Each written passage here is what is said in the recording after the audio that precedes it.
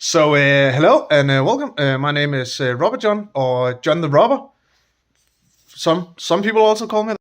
And you see, the thing is that I have actually been a robber for quite some years. That's also why I got the name. So I thought that, hey man, it's time to give something back to the community, and maybe if I could inspire young people to also seek a profession in robbing, it'll be great, So, there are many faults in our educational system, and one of them is you don't really learn anything about robbing. Like, you have like English, you have math, geography. You never learn about robbing. You don't learn like any real valuable stuff that you can use in real life. Therefore, I'll share some of the best tips for getting started in a robbing career. And so here's my top 3 tips to becoming a successful robber. So, like, I say the number one thing to do is to get other. It'll be to get to know other robbers, because the learning curve is so steep. And if you can have like a master, or like someone that can teach you all of the basics, it'll be so valuable. And the question here is, how do you get to know other robbers? Because look, we're wearing these masks, and it's kind of been the meta of robbing, for many years. You gotta wear this, otherwise people won't take you serious. It's just like, wear nice clothes. Wear nice clothes, because otherwise people they won't take you serious. It's you gotta dress for the job you want, and not the job you have. Now, the real question is, how do you get to know other robbers? Because they aren't just, to find other robbers is to hang out where they hang out, and at the banks. The banks. That's where the good stuff happens. But they won't come dressed like this, in the middle of the day. It'll be too obvious, that they're trying to rob the bank. But what you can do is you can hang out at the banks, and then if someone comes to actually rob the bank, you can have like your mask in your pocket, put it on, and then be like, hey, can I give you a hand? I feel like the mistake that people make is they try to rob the people that are robbing the bank, and that's big no. Sure, maybe you can rob them successfully, and you can get like money from them, or jewels, or whatever it is that they're robbing. But now you haven't made a connection. What you want to do is create relations, and then maybe they can teach you like an abundance of things that will be much more valuable than just like a single robbery. So like get to know them, and team up with them, make them teach you all of the good stuff, all that they know, and make them teach you like all that they know. It'll be so valuable for you. But you see, the thing is, it's quite unlikely to run into other robbers at the bank, and especially to know if they're robbers, except if they are robbing the bank, of course that they'll probably be robbers. So the best thing you can actually do is to hang out at the bank, and there are several advantages for doing this. So first of all, most banks will have free coffee, so you can just sit in the bank and drink coffee all day. And another tip, and this is a good one. Banks often serve people with a lot of money, so they will have a lot of knowledge of what to do if you should acquire a lot of money. So while you're at the bank, drinking your coffee, you can ask one of the bank people. So if I were to stumble upon like a lot of money, like what should I do with it? If that thing with the taxes and all, with and so there can be like one downside to this, and that's like if they maybe like have been robbed before, or if they know a person that's a bank robber, it'll be very, very suspicious to ask what to do with a lot of money that you just happen to stumble upon. This guy, he might rob us. He might rob us in the future. So you gotta find like a balance between asking the right questions and not giving off too much of a vibe that you're a bank robber. Like it's okay that you're a criminal because that's, people who have a lot of money are often criminals. You really don't want to make them suspicious.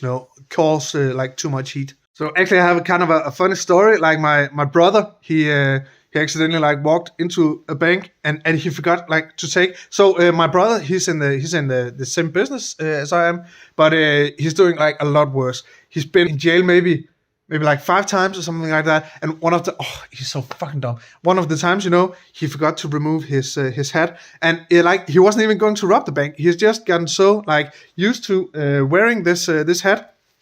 So he just walked into the bank just to make a deposit. Immediately, push the red button, that calls the police, and he was fucked. So he got like 6 months in county jail. The second most important thing that'll be location, and that's where you live in relation to where the bank is. Where you live will determine so much about first of all your success, but also like how much time you should commute. You don't want to spend like 3 hours in a car to get to a good bank, and not just a bank, but a good bank. Banks, they are different, and okay, like imagine this: if you have like a rich neighborhood with a lot of rich people in it, of course they will have a lot of money. And where do rich people put their money? In the banks. So the banks, they'll be forced to always have like a lot of like cash laying around, because hey, imagine that like a rich guy comes into the bank and says, I want to withdraw thousands and thousands of money. And if they don't have that money, for him to withdraw, like if he cannot withdraw thousands and thousands of money, he'll be like, hey, what are we gonna do? What are we gonna do? And it'll be so awkward. So they'll never put themselves at risk for something like that to happen. So they'll always be pretty stacked with a lot of cash. Another thing is the time that it will take you to get from like your home to the bank. Because if you live too far away, you might be tempted to take a car. But the problem is cars, they have license plates. It'll be so easy to track you. And then actually also another mistake is to live too close to the place. Because let's say, okay, hey, you rob a bank. It's a successful robbery, and then you walk out with like fat stacks of cash. But if they can just like watch you like go up to your apartment, it'll be so easy to catch you afterwards. So I hope you get me that your time to get from home to work isn't too great, and like not so close to the bank that they know where you go after you've taken the money. At some point, you might find a wife, and have a kid, and kids they might have to be picked up at like the kindergarten or the nursery and stuff like that, and you cannot use too much time to travel back and forth from work when you also gotta pick up your kid. So the number 3 tip I have for you is to learn to use the right tools. So once you've gotten to learn. Once you've gotten to know some other robbers and you got the location thing down, what you really want to focus on now is learning to use the right tools, because I think that a lot of mistakes, especially like male robbers, they will think, hey, the more power, the better. So they'll just go to like a website and then they'll look at like drills and think, I am gonna buy the one with the most power. But this is a rookie mistake, because they will always have like power cords. The real powerful tools will have power cords, and you're just not guaranteed that the bank will have like power outlets close to the vault where you're gonna be doing the drilling. So like it's. I gotta say, you really have to like either stay away from tools with power cords, or you'll have to bring your own like extension cord with you. But you really don't want to do that. And okay, so as to learn to use the right tools.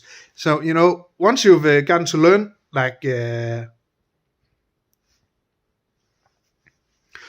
once you've gotten to know some other robbers and you got the location thing down, what you really want to focus on now is learning to use the right tools, because I think that a lot of mistakes, especially like male robbers, they will think, hey, the more power, the better. So they'll just go to like a website, and then they'll look at like drills and think, I am gonna buy the one with the most power, most voltage, and it's so dumb because they will always have like power cords. The real powerful tools will have power cords, and you're just not guaranteed that the bank will have like power outlets close to like the vault where you're gonna be doing the drilling. So like it's I gotta say, you really have to like either stay away from tools with power cords, or you'll have to bring your own like extension cord with you. But you don't you really don't want to do that. And so like another mistake like regarding the tools is to be too inspired from movies, especially like old movies where they use like hammer and chisel or file or something like that, because it'll it might have worked for like 50 years ago, but with the technology that the banks have now, it's way too little power. So my recommendation is that you use power tools that has batteries, and then maybe like if you could find a brand that will have that you really like, so you can just switch batteries. So let's say that you have like a grinder, and it runs out of batteries, then you can just like take the battery from your drill and then put onto your grinder. So I'd say like that's a huge advantage.